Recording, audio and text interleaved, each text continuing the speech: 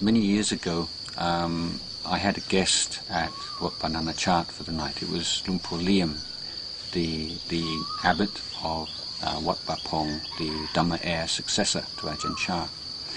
And I was telling him that many Western people have a real problem in their practice, and that they have a lot of self-aversion, and that they think that they're worthless.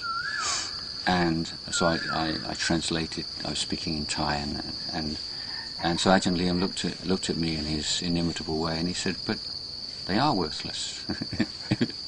He said, "We're all worthless," and this is a kind of startling point of view, perhaps, but it very much reflects the way that we deal with experience. Now, our habit and the way that we're taught and our education is very much concerned with content, and in our experience, the content of our thoughts, our memories, our imagination, we give this great importance.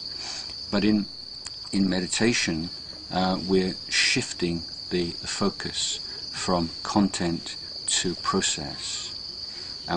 And one way I've developed of talking about this is saying, looking at everything in your experience as a verb rather than a noun. There are no nouns in Buddhism, okay? So your mind, your ego, your thoughts, these are all verbs, okay? They're not nouns.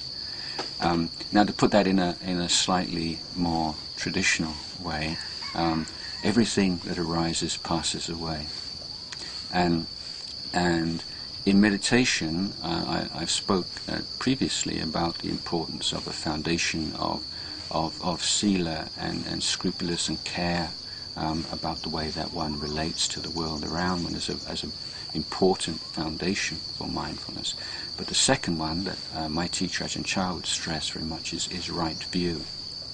And right view can be expounded upon at great length.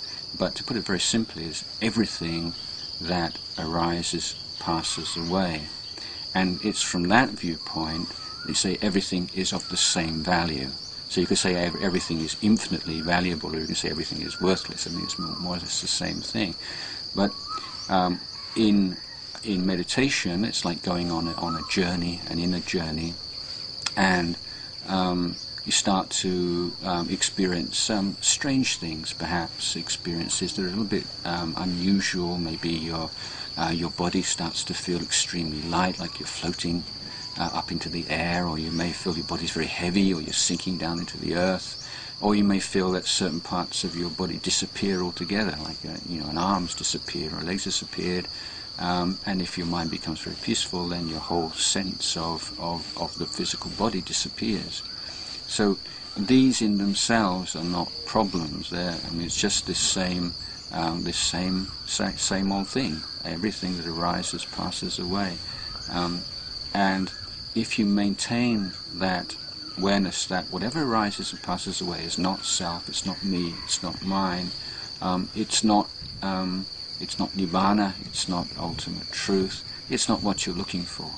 It's the stuff that you are finding ways to deal with wisely by abandoning attachment.